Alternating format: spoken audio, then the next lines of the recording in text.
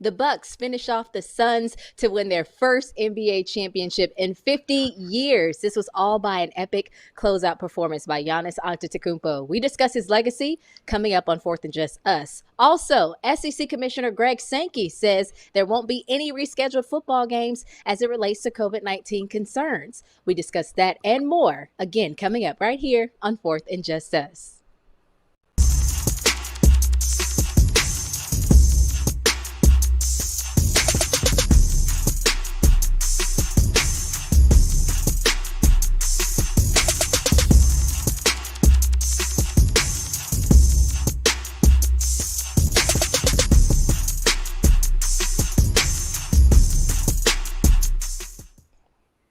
Welcome to Fourth and Just Us, everyone. We're so glad to be with you at a new time on Wednesday mornings, 10 o'clock. We will be again here every Wednesday going forward at this new time, so make sure you join us.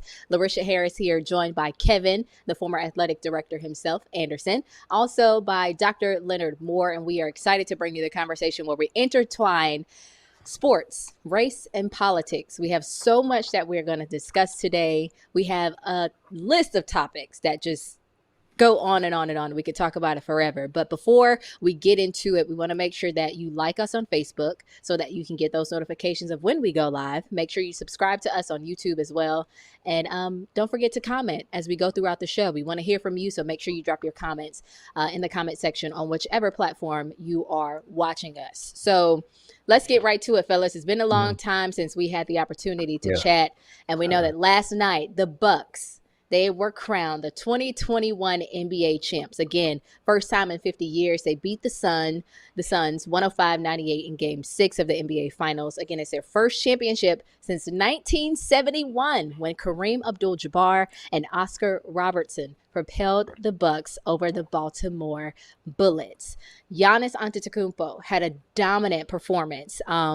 He finished with 50 points, collected 14 rebounds, 5 blocks, and he was 17 for 14 as it pertains to free throw shooting, foul shots.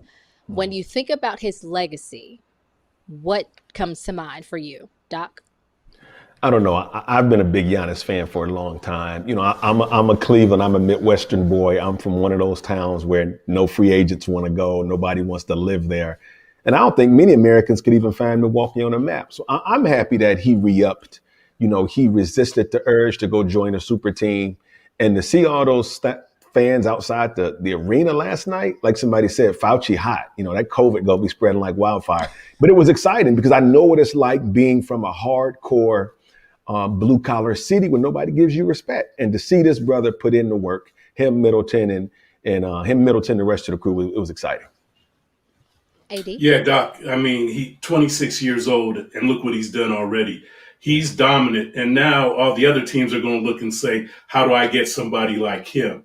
Because you can't, you could double and triple team him, and then he's gone out, and Chris Middleton's a second-round draft choice, but, he's balling, but look what he's done for him. You bring the point guard over, and he's doing well. Yeah, Holiday did really well, plays defense. They could be good for a long time. But one thing I like to do before we move on is that I want to give some shout outs to Monte Williams, because if there's a coach that I would ever want my kids to play for is Monte. Fabulous man, what he did. And he should have got coach of the year. No doubt about that. So I just want to, give our props to him because he did a great job.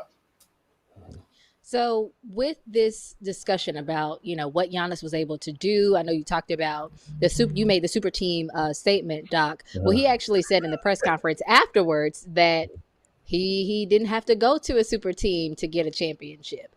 He insinuated that, he stayed there 8 years. Him and Chris Middleton have been together and they were able to accomplish his task.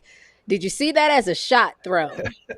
I did. And let me say this, these brothers have the right to play for whatever team they want to. So let me say that. But I think when you talk about a fan perspective and also from a more being competitive, and I think it was a shot at KD. I think it was a shot at Harden. I think it was a shot at Kyrie Irving. I think it was a shot at so many people. And this morning on social media, they were telling Damian Lillard, brother, stay where you are. Devin Booker, stay where you are.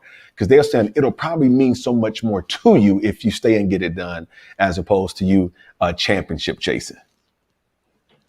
AD? Question for everybody. Where does Chris Paul go from here? I don't I know. We can't. shall see. We shall see. But my heart really goes out to Chris Paul because, Yeah. you know, to some degree, you believe that this may be the closest he ever gets to, you know, this stage or reaching an actual championship, a title at this point in his career. We have to remember he is, what, 37 now? Yeah. And, you know, if he stays with the Suns, you know, it could be a possibility, but it's also not as well. It's 50-50 chance. But I did see Magic Johnson tweet out Chris Paul, AD, LeBron James with the Lakers that could possibly lead to a championship. That's ridiculous. LeBron and AD, they don't need a 36, 37-year-old point guard. They don't need that. And this is what I think people are tired of. You know, Magic was GM. He couldn't handle it. He bailed. And now you're trying to do this, you know what I'm saying? You're trying to do this invisible GM stuff through Twitter. Man, quit trying to orchestrate teams like that. And that's what drives me crazy. And Magic knows better than that. Interesting. So I'd have another question for you all as it pertains to Giannis, right? Okay. You talked about how great he is, his dominant performance. So a few stats from what he's done. Antetokounmpo joins Chicago Bulls Hall of Famer Michael Jordan as the only player in NBA, as one of the only players in NBA history to win MVP, Defensive Player of the Year, Finals MVP, and All-Star Game MVP. So should he be considered among the NBA greats or one of the NBA greats? No question.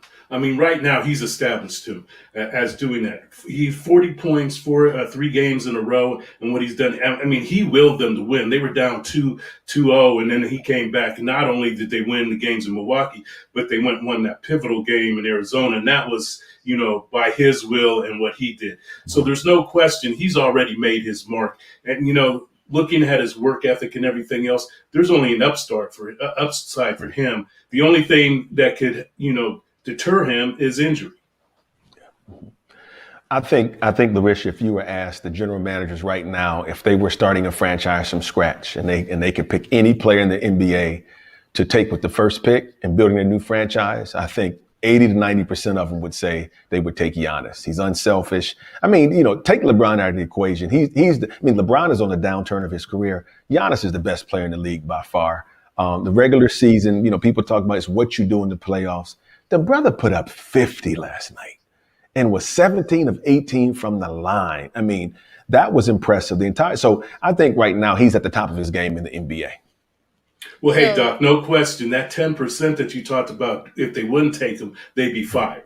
Right. So, you know, I mean, he, you know, and his maturity is another thing that goes along with who he is and how he handles himself. So, you know, I mean, Absolutely. The upside is tremendous.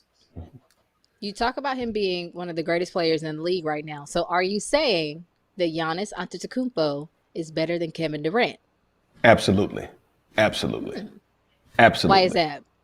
I mean, he did it on the biggest stage when it counted, you know, and what I love also about Giannis, he doesn't play hero ball. He was content to get 40, but at the end of the game, sometimes let Middleton be the closer. You know what I mean?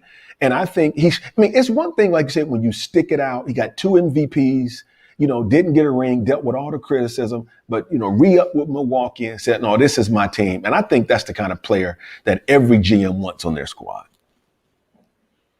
Well, Doc, not only was he dominating, but the other thing that he did is that he did share. He wasn't selfish. Those 40 points, those 50 points were not selfish points either. I mean, they were all good shots. And I mean, he's the ultimate team player. And so, you know, I think that he's going to win for a long period to come. Yeah. Mm-hmm. For sure. And again, we got to give credit where credit is due. Chris Middleton, I call him the silent assassin because he isn't one of those players that it's like out there, you know. He's a guy that that comes in, does his job. And then I learned so much about his story last night too, from him being one of the first G League alumni to be Yes. an NBA Yes. All-Star, spending Yeah. time there. So his story is phenomenal in itself, but just what he brings to the game and how he does it at such a quiet, sort of Yeah. chill level, I think is Uh-huh. truly admirable. So Yeah. I like to consider him the silent assassin. So congratulations again to the Bucks for that. Also, congratulations to the Phoenix Suns, because regardless, they did a great job, tremendous job as they opened off this NBA Finals, and I think it was an NBA Finals that we all never knew that we needed in general, because Right. it really Right. was an Right. exceptional performance by both teams. Yeah. No question. It was exciting to watch. For sure, very exciting. We shall see what happens with Chris Paul as we go forward and get ready for the next season. So moving on to the Olympics now. There's been a lot of conversation surrounding these cardboard beds, right? The world's best sports competitors are set to spend their nights on cardboard beds, allegedly designed to collapse under the weight of fornicators to discourage sex amid COVID-19.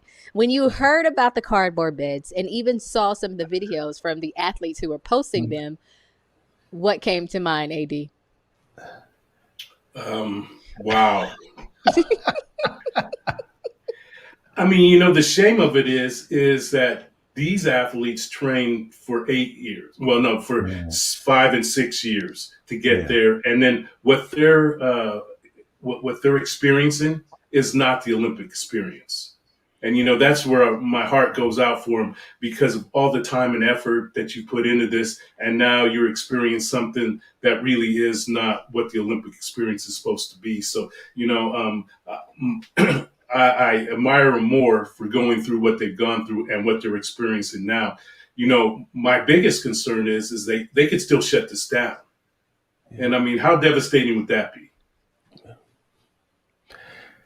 Lericia, it's tough. I remember when the 84 Olympics were in Los Angeles and the 96 Olympics, your hometown of Atlanta. And, when you talk about the economic impact, I mean, some people, have poured their life savings into, just, generating revenue off the Olympics, and just, the stadium construction, everything that has gone into it. So to cancel it, I mean, that may be easy for us to do, but if you think about, Tokyo's been preparing for this for more than a decade, and then you got a number of small mom and pop businesses, just a vendor, you know what I'm saying, who've been saving up like, okay, we're going to really come up during the Olympics. And it's just unfortunate. Back to the cardboard mattresses or whatever it is.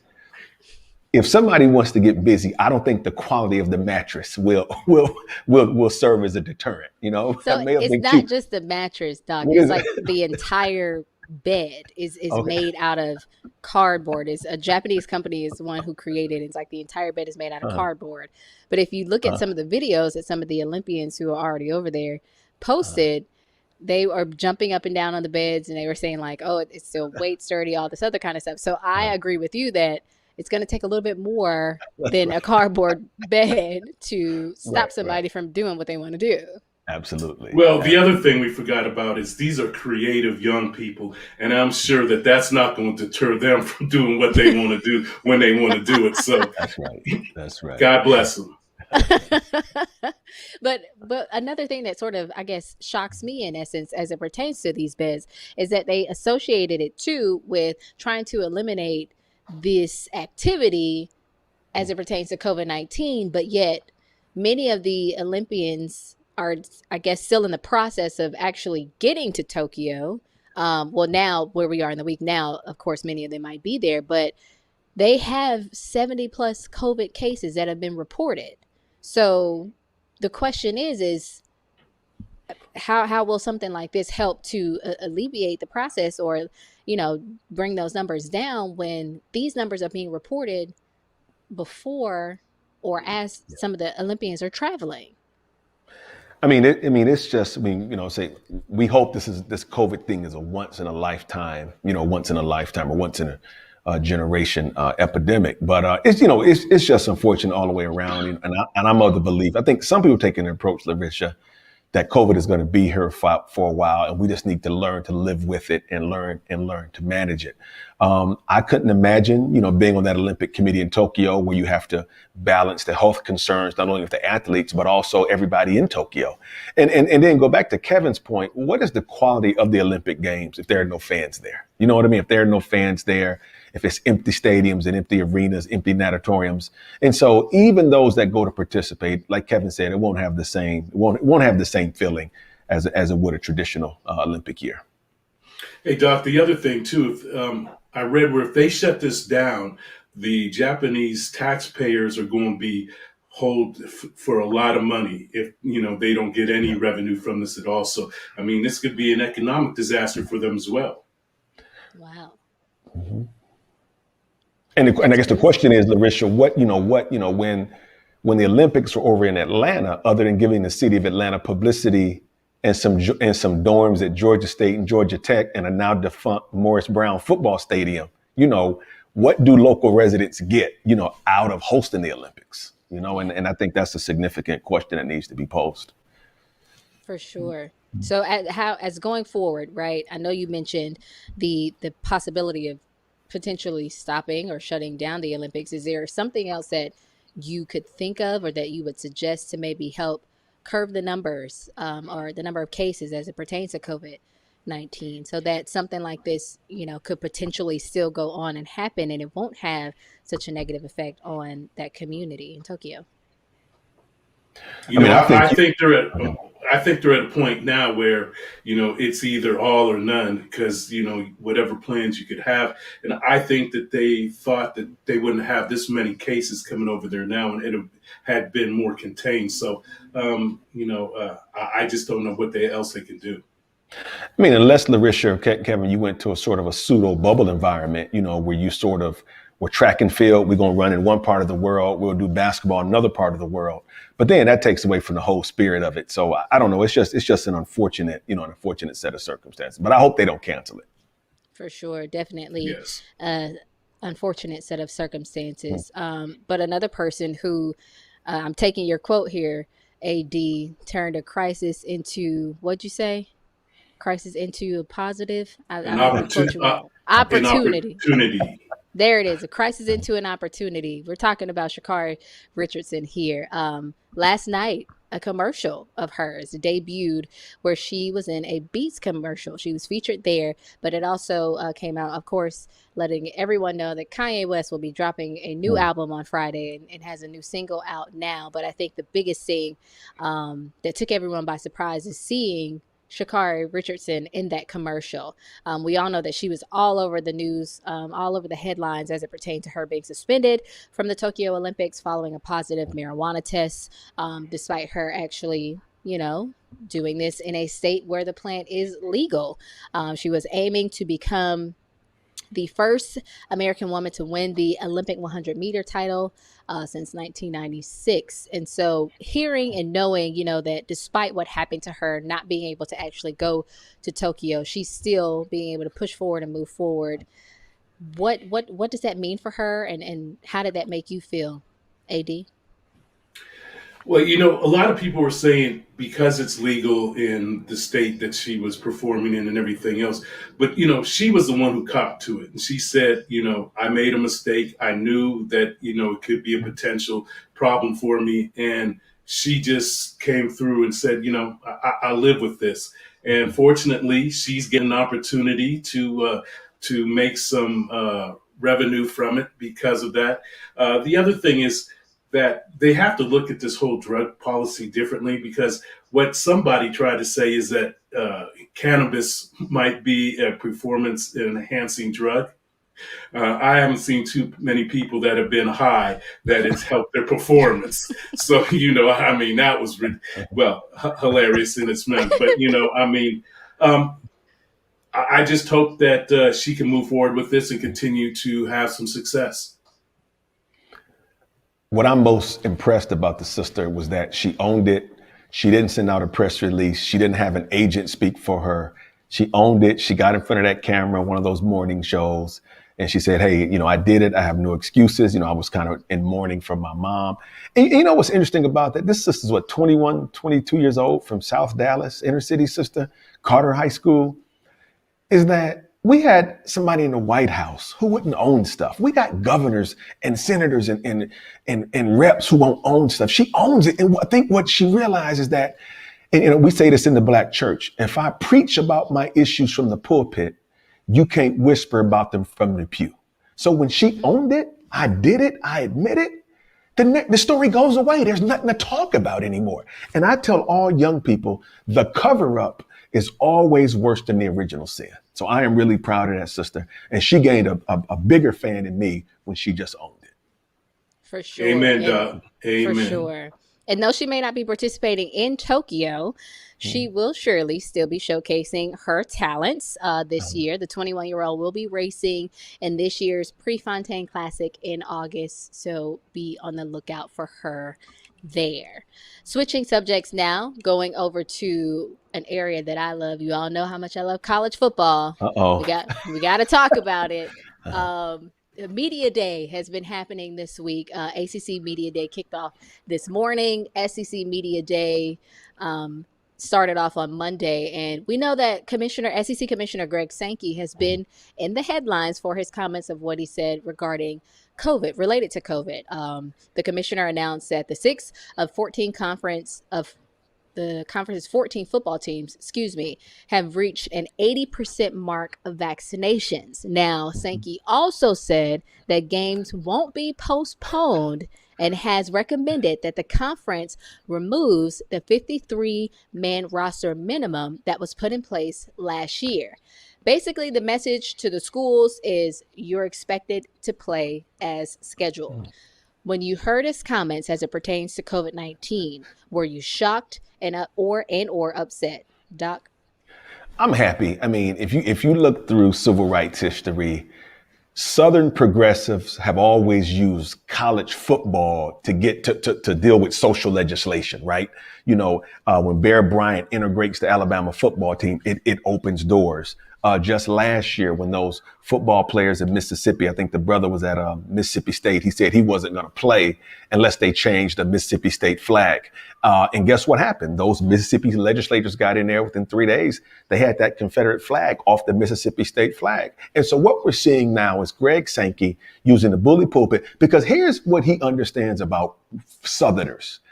White folk in the South put their football in front of anything else, in front of their politics, in front of their money. So he understands that if I dangle this out like, if you all don't get vaccinated, we have to cancel football games. He understands that people will run and get vaccinated. Because, in the South, Lericia, football is a religion in the South. So I appreciate Greg Sankey not running from it. And I think Bob Bowlesby did the same thing at the Big 12 Media Day as well. So they understand the power that they have to get hesitant people to go get that vaccine.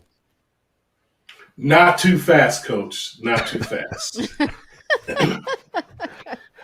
He kind of put himself out there. And now we just got through talking about what's happening at the Olympics, and 70 people have tested positive. So I think that we need to look back at Kevin Warren in the Big Ten and how Kevin got out there and he might have got ahead of himself. So I'm just hoping that he has more facts and he's looked at this differently than Kevin, because he could find himself ending up in the same situation as Kevin. Because if this thing gets out of control again, and we're going to see pretty quickly, because 65,000 people inside, 65,000 people outside, 17,000 inside. We'll see how that all takes place in Milwaukee, because I didn't see any of them folks have masks on last night either. And I'm sure they all were not vaccinated. So before we move on and we start, making these snap judgments of what we might and might not do, I think we still need to live this through, because we still haven't seen the full effects of what's going to happen with the virus. That's true. So with you being a former athletic director, Kevin, with him making the statement of wanting to remove the 53-man roster minimum that was put in place last year, do you not think that this could be another way to potentially help with that? Or would you agree with removing that specific minimum? Not that, but I'm just saying that when he's talking about, no one's going to forfeit game or they're going to forfeit games if they miss a game or whatever, and then he might have to go back on that. I'm just saying that if we're looking at what's going on now, so I think I would have moved with more caution and said, this is what we want to do and this is what we hope we can do. But we still have to look at what science and the doctors are going to, project. Because, I'm in Los Angeles County and we went back to, if you go inside, you have to wear a mask. So we've gone back to where we were. And, I'm just afraid now that we're looking at going back where we were 6 months ago. And so, I would have been on the cautious side, and usually that's not my style. What amazed me, Lericia, was that, you got a lot of black folk who are anti-vaxxers. You know what I mean? So a lot of these football players, won't take it. And it's funny, we like to basically say these anti-vaccine people are all Trump supporters. No, a lot of black folk don't want to take it because of our mistrust in the medical establishment, And these are educated black folk. Oh, I'm not getting it. I don't trust it. It's too new. And so it's just interesting to see how this piece will play out during the college football season. I'm glad you brought up that point there, Doc, because it is an interesting notion to actually make, and it makes you curious as to why is there, this gap in between those who want to get it and those who don't want to get it. You mentioned the mistrust, but how do we move past that mistrust in the African American community? I think, our producer, Wayne, his wife's a physician. I took this something real small that makes a broader point. My son had some kind of virus. We didn't know if it was COVID or not, but we went to a little urgent care place and it was a young sister who was the nurse. Do you know what that did for us? Sister may have been 24 years old. You know what I mean? And so I really think when you start talking to black folks who work in healthcare, more black health care practitioners, they can put us at ease and tell us about, the risks, of the vaccine. But, we got to get on it. I don't know what we into. We need pastors to talk about it because black folk are being disproportionately affected by COVID-19. Well, Doc, you're absolutely right. The numbers show that, it's affecting our community, the Hispanic community, more than anybody else. And so, just that's an alarming sign right there that we should take notice. And we've got to do something because if not, it could get worse. Absolutely. And like somebody said, we go to pharmacists all the time and we don't know. And you just trust in God that what they say is on the label is in that bottle and we do it. So I tell people it's all a faith walk with the medicine anyway. But, it is proven to work and we got to jump in line and get it. Well, hey, Doc, look at those advertisements where everything has a side effect. And like there's 4 or 5 or 6 side effects. So, if we're taking the prescription medicine, why are we going to doubt this? Right. That's right. That's right. No, you're right. And all the side effects say death at somewhere along right. the Somewhere associated with it, Doc and AD, you have the serious side effects or kidney disease or kidney failure. Like, right. Totally understand. Totally you're understand right, the perspective. It's scary. But I had to ask you that question there as it pertains to COVID. I know we got a little sidetracked. But moving back to some of the media days that took place this week, SWAC Media Day also happened in the new 12-team SWAC Super Conference. They made their first public appearance. One of the most anticipated media days in years happened yesterday. We know that the SWAC now has 2 new additions as it pertains to institutions, Bethune-Cookman University, my alma mater, and Florida A&M, FAMU. They have now joined the SWAC, and they will be a part of the East Division. And so all of those coaches took the stage, but one of the headlines that came out of the SWAC Media Day, and we'll talk about in a few minutes here, who might finish first and all this other kind of stuff. But one of the main headlines that came out of SWAC Media Day, of course, was surrounding the man himself, Jackson State head coach Deion Sanders. He took an issue with a reporter who referred to him by his first name. Basically, Sanders was asked the reporter rather not to refer to him as his first name after he was being, of course, called Deion. And Deion Sanders' words were, "You don't call Nick Saban Nick. Don't call me Deion." He also posted the interaction on his social media. We'll talk about that in a second. But when you heard about this particular story, did you think it was a matter of respect or was he doing too much? You want as a Jackson State alum, I like all the publicity Dion has brought to the institution, but I think he's doing too much. So when I got my PhD, Lericia, I went to an academic conference, okay? And all the white people call each other by their first names. You go to a black conference, we calling each other Dr. So-and-so and Dr. this and Dr. that. So white folks have often been on a first name basis, irrespective of titles. And so I think Dion, I think he took it out on the reporter, what he's been feeling since he's been at Jackson State. Just the constant disrespect of HBCUs, the constant disrespect of HBCU athletics. And thirdly, I'll say the constant disrespect of African-American professionals. And so I think Dion was leading with some of that. And so while I understood his heart was in the right place, the question is that the time and place for that at SWAC Media Days? Because he made SWAC Media Days about him and not about Jackson State and not about the amazing job Dr. McClellan is doing running the SWAC. AD?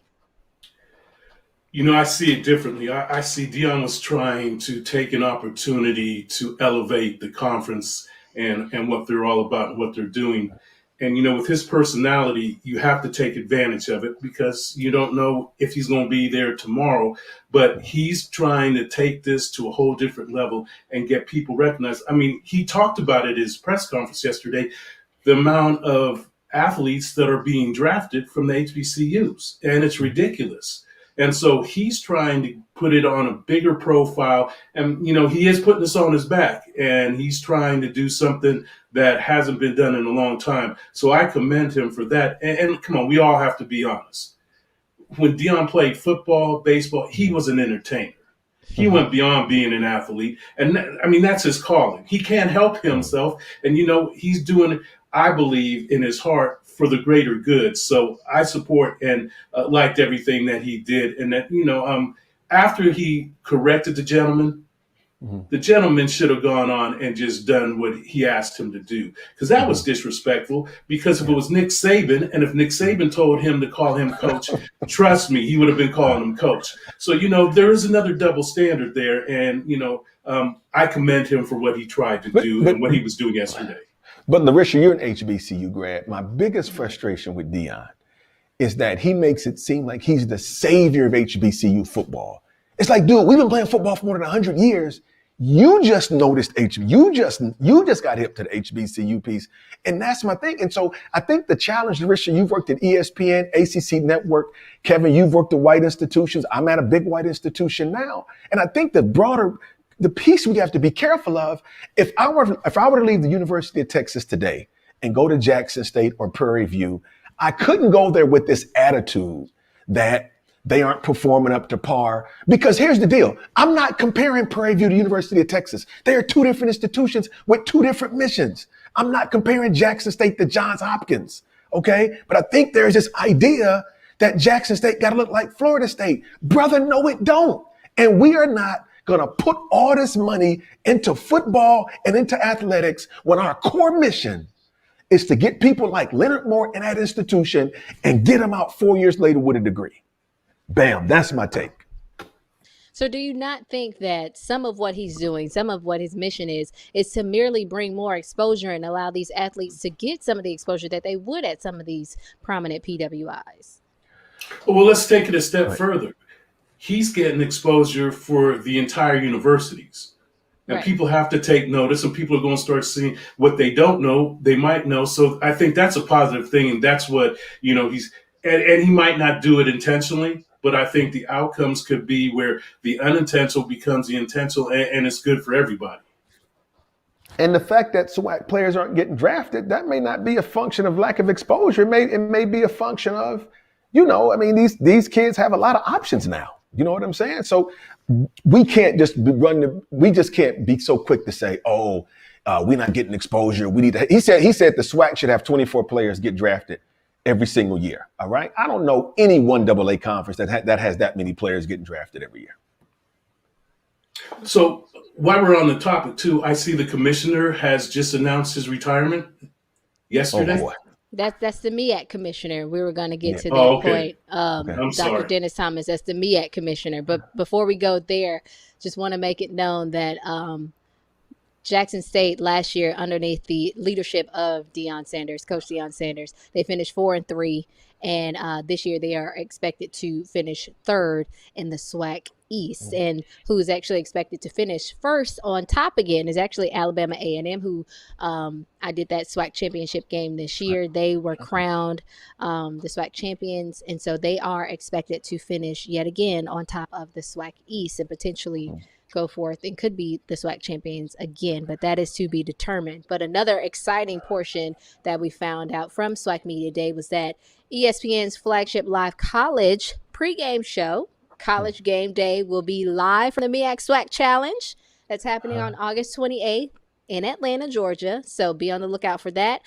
You'll see North Carolina Central going up against Alcorn State, and the bands will be in place this year. Lericia, are you working that game or you don't know yet?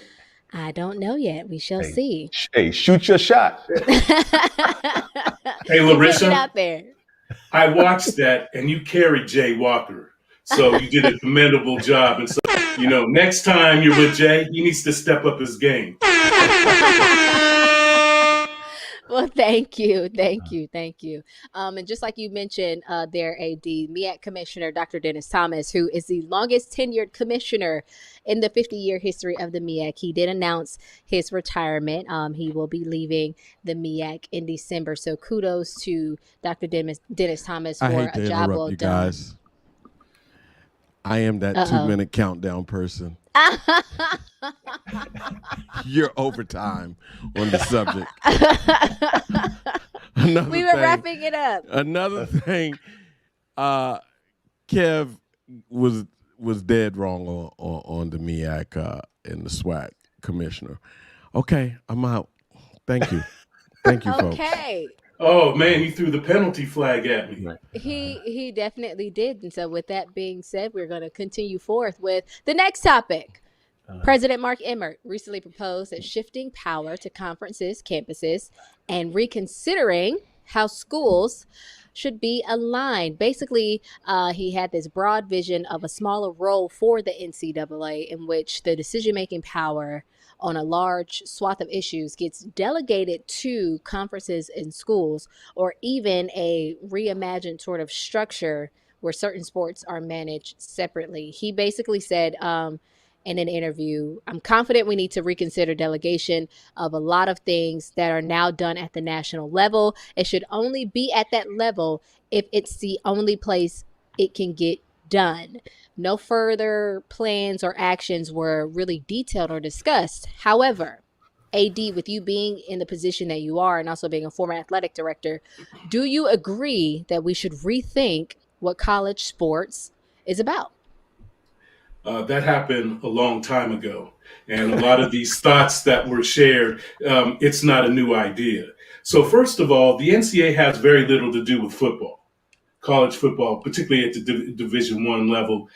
So, that's a misnomer. And I think that, looking at how that's governed needs to be done differently. I mean, we've been talking about this for a long time, that you cannot operate and have one set of rules for all these sports because they're all different.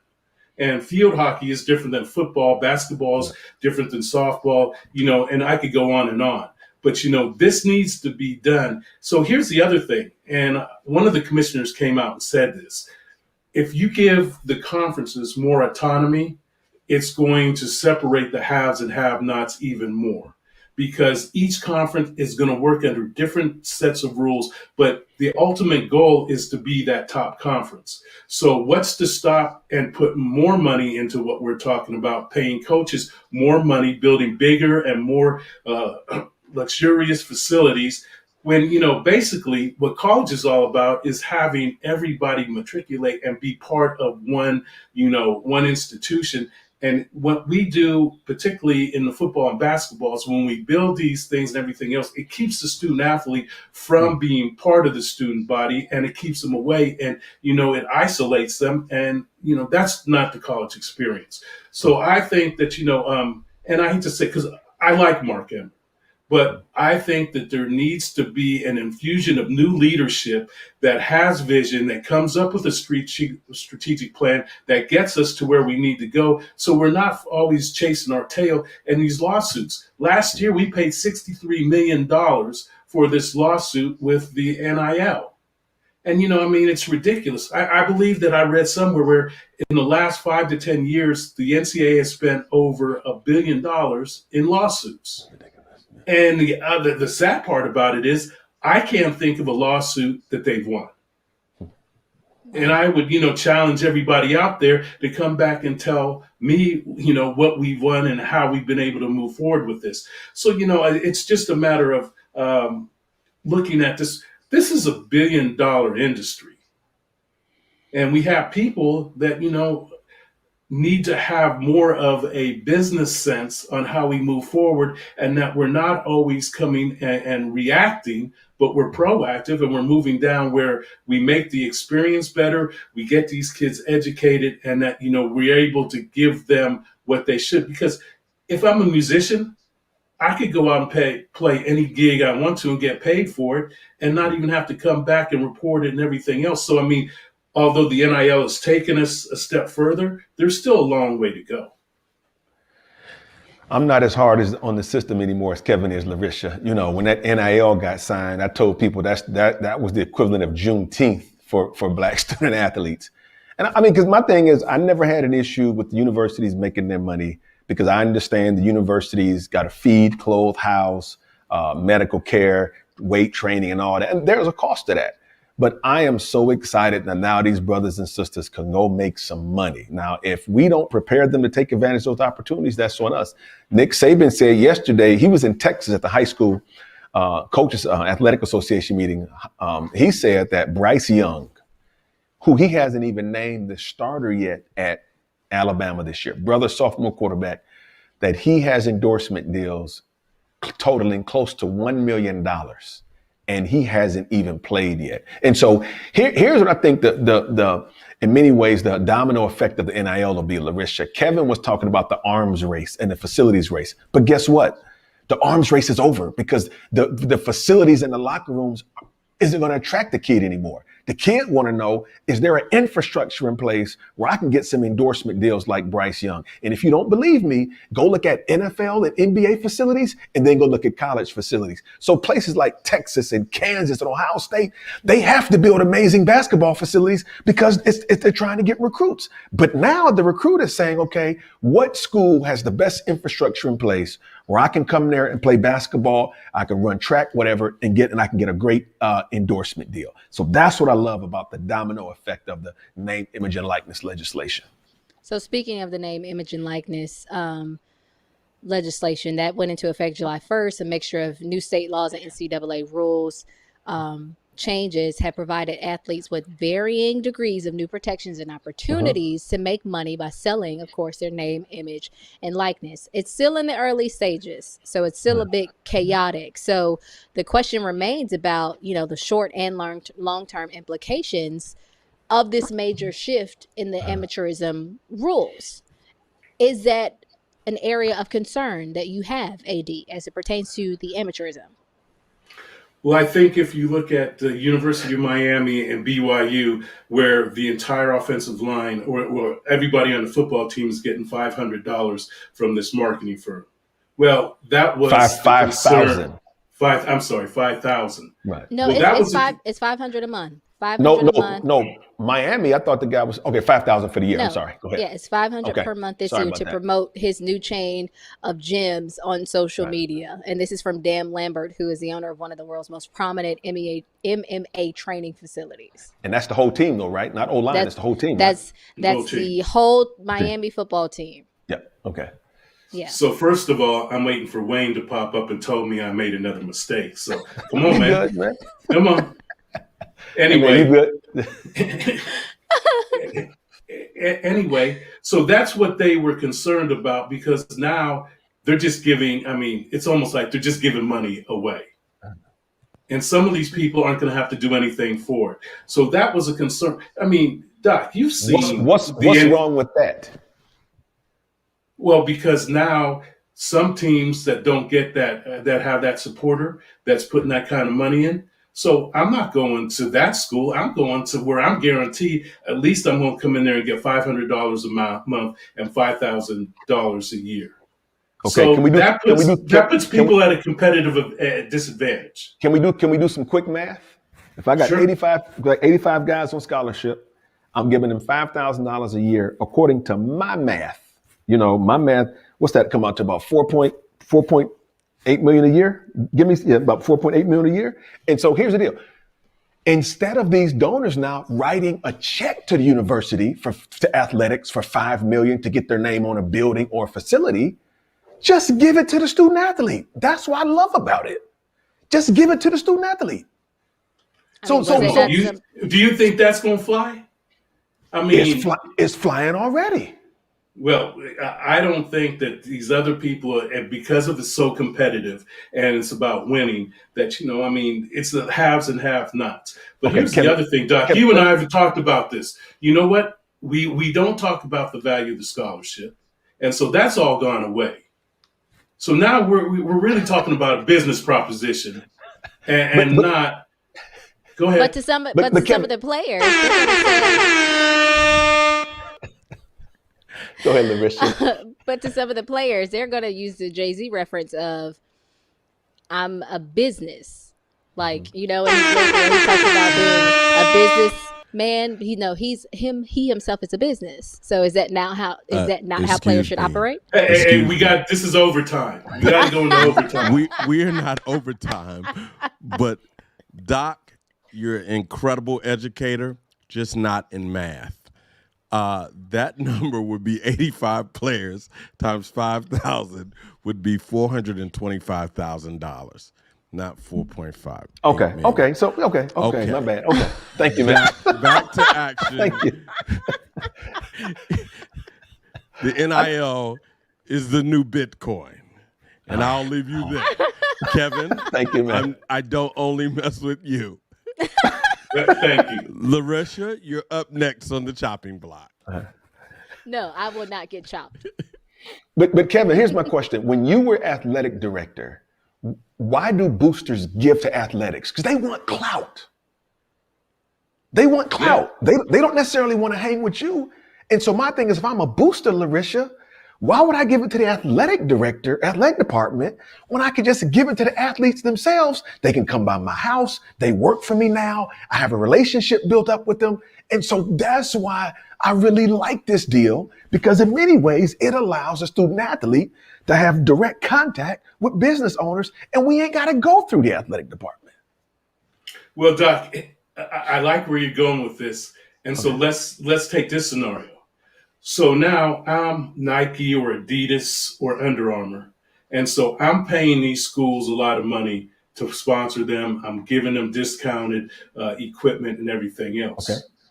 And the reason why I'm doing that, hopefully I'm going to reach one of those guys or gals who make it big that can help me sell my shoes. Right. Well, your scenario is I don't need the schools anymore, so I'm not going to give you that sponsorship money. Okay. And I'm going to come back to you and say, well, you know what? I give you a discount on buying your uniforms and equipment, but I'm going right to the source and I'm going to give the money to this young man or young woman. So now this is going to put everybody in a frenzy, because UCLA is suing Under Armour for $200 million because they said that, the deal that they negotiated wasn't working for both parties. So now UCLA has to go out and find $200 million to subsidize what they're losing. So, the schools aren't going to take that lightly. And if it comes to that, and there's no reason why it won't, because here's the other thing. So I go to the University of Texas and I want to wear Adidas shoes. So, and I've got a sponsorship through Adidas. So what's going to stop me from wearing these shoes is that, well, we have a deal with Nike. Well, they're going to take it to court. And going back to what we just said, the NCAA does not have a great record in court. Gotcha. And so now this young man or young woman can wear Adidas shoes and you're a Nike school. So why am I going? And if he's wearing Adidas shoes, you have to know he or she is a baller. So they're an outstanding athlete. So now you got to deal with that. I mean, so down the road, this thing has many more implications than we even know. But to me, Lericia, the broader point is I'm tired of white America has always tried to police black people's money. Always have tried to do that. You know what I'm saying? And my thing is, if you don't complain about a special teams coach getting $600,000 a year to coach special teams, really, then let's not try to get in the pockets of these young black athletes, who finally have a chance to make something for themselves before they finish college. Well, one black athlete you definitely don't have to worry about is Hersey Miller, the son of rapper Master P, who is cashing in on his college hoops career at Tennessee State before it even begins. He signed a 4-year, $2 million endorsement deal with a tech company, Web Apps America. That's sick. So that's one guy you don't have to worry about right there as it pertains to the name, image, and likeness. But like you said, AD, it's still in the early stages. It's very chaotic. Laws on college athletes, NIL, the rights of it, they vary from state to state, which means it's going to be a lot of confusion, both for the athletes who want to cash in and for the companies, who want to pay them. So we shall see as this goes further along how it plays out and what comes of it. But moving on now to Naomi Osaka on Sports Illustrated. She was also alongside rapper Megan Thee Stallion. But one thing that we want to discuss and talk about is Naomi Osaka snapping back at journalist Megyn Kelly. Megyn Kelly tweeted out a few things as it pertains to Naomi Osaka and her moving away from, moving away from discussing or talking to the media as it pertains to her tennis tournaments, etc., but then had something to say as it pertains to her doing a recent reality TV show, her Barbie doll, and now the Sports Illustrated title. Naomi Osaka, of course, snapped back, telling Megyn Kelly, that is, to check her timeline to notice that a lot of this stuff was done prior to her decision of taking a break. As it pertained to her mental health. When you saw the response of Naomi Osaka and also the initial reaction of Megyn Kelly, what were your thoughts, Doc? First of all, Megyn Kelly, and somebody wrote this on The Root this morning or yesterday, she's trying to stay relevant by going after black women. Nicole Hannah-Jones, Naomi Osaka, things of that nature. I mean, here you have a 50-year-old woman in Megyn Kelly, attacking a 22-year-old, 23-year-old sister. I mean, is that what it's come to? But I really, really like the way how Naomi handled her. It's like, I'm not going to go back and forth with you just so you can build up your ratings. But, I don't know who did the mentoring. And I was told somewhere along the way that Michael Jordan mentored Tiger Woods privately about don't let the system use you. And I think Tiger Woods spent some time with the Williams sisters' dad. But it seems to be like in some of these country club sports, tennis, swimming, golf, that these brothers and sisters are really super tight. You know what I'm saying? And they are not going to allow the industry in many ways to manipulate them, because we all know that, Naomi Osaka, Coco Gauff, those sisters in many ways, they kind of run tennis along with the Williams sisters. So I am happy for her speaking up for herself, but not going into a long debate with Megyn Kelly, who was completely irrelevant. It goes further than this. This is a mental health issue, and she came out and she talked about it, and she told us what was going on and why she didn't do this, and why that wasn't acceptable, and which the way she did it as well is mind-boggling. Because if this was somebody else or another case, I think they would have taken a different approach to this, and it just is a bigger issue amongst athletes, well, our society, period, dealing with mental health and the stigmas that come behind it. And so she's trying to do something positive where she could get through this. And they basically tore her down. And she gave up potentially winning a title, giving up $15,000 because the issue was so strong. And she was dealing with some things at that point where, this is what was best for her. And for that not to be accepted, it is a sad commentary on where we are in society. I just have to say, I stand with her grace, her poise, her elegance as she goes through this entire process. Her sweet spirit and her humbleness when she was on the ESPYs and received Mhm. her award. It showed, even when she's responding back to people who come at her, and it's, Right. evident that it's just somebody hating on her. Yeah. She answers and reacts in a poised, calm way. And I stand with her on that. I appreciate her for, handling her business and also standing up for herself, because it says a lot about who she is. And it also goes back to, like you said, Doc, her mentorship, her Yes. upbringing, those who were Yes. around her, who have played a huge role in her life to help her be able to maneuver and, Right. and manage everything that is coming with her decision Mhm. to protect herself and her mental health. So Right. again, I stand with Naomi Osaka. Mhm. I'm here for it. And I will also have her back if anybody else, Real, tries to real, come and hate real on her. quick, real quick, Lericia. Ricky Williams, when he came back to Texas to go to school, remember, he left a lot of money on the table when he left the Miami Dolphins, like $10 or $12 million. He said, Doc, I'm trying to understand, why did people get mad at me because I said I wanted to do something else with my life? And he said there's this belief that white America has basically created this athlete avenue for black people. And if you turn it down, it's like, what's wrong with you? Like, you don't have the right to turn it down. Like, Naomi Osaka has no right to withdraw from this tournament. But Ricky Williams told me that 10 years ago. Wow. He said, I'm the one who left $12 million in Miami, but I can't go live my life. So it's as if, they create this world for us and we have to be all in, and people get upset when we're not. Well, there's a lot of people that support her because the doll sold out in what, a day, half a Matter of day? minutes. Matter of Absolutely. minutes. Right. So, I think that just is an example of a lot of people behind her, and particularly, like you said, Lericia, how she handles herself. I mean, how can you, there's no way you could attack this woman. Mm-hmm. Absolutely. Mm-hmm. No. And she's so young. For her to do it at a young age so eloquently, it's commendable. So kudos to Naomi Osaka. Shifting gears here. One last thing. Mm-hmm. How many times has Megyn Kelly been run out of somewhere? I'll leave it at that. Right. Shifting gears here now before we have to wrap up the show.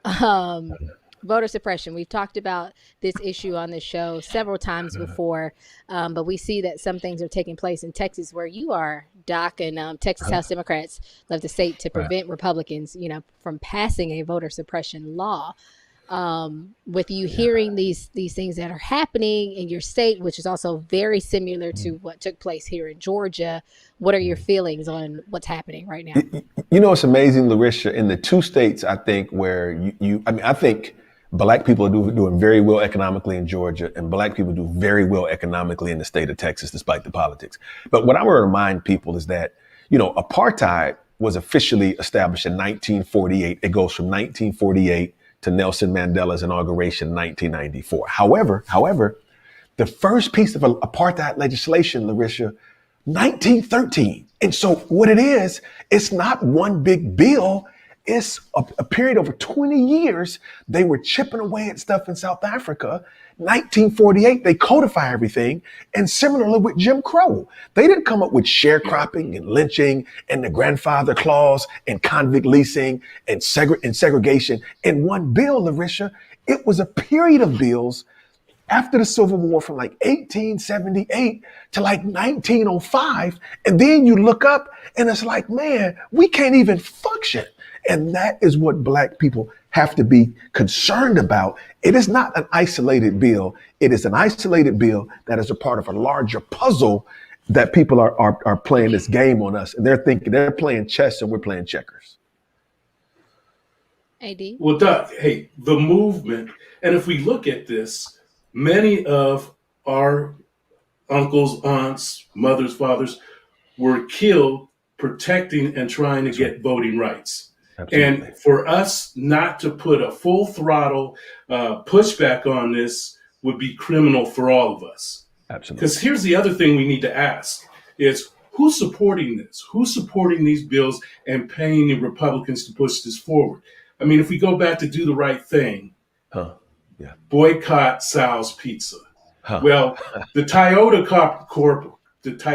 Corporation has been a big supporter of these votes and funding it.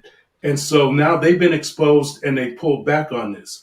but we need to, we need to slide the curtain back and see who else is behind this, because it's just not ones and twosies and these legislators. There's big money behind this. Right, And absolutely. we need to find out where the big money is. That's And, right. just like when we boycotted the buses, it was all about economics. And if we That's right. start perpetrating and making these folks find the financial hurt that we can provide for That's them right. by not buying their products because they're supporting this, I think that, a lot of this will stop as well. Absolutely.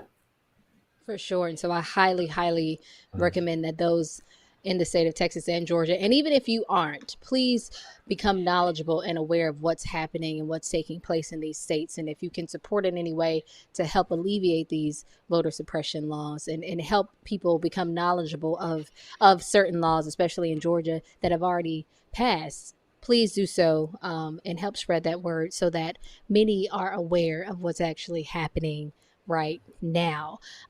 We thank you for tuning into our show today. A new time, same day, but a new time, 10 in the morning. We hope you enjoyed all of our discussions today. We still have so much more to discuss. We will see you all back here, same time, same place next week. We hope that you join us, and don't forget to like us on Facebook. Don't forget to subscribe to us on YouTube. And again, we thank you for tuning in and watching Fourth and Just Us. Awesome.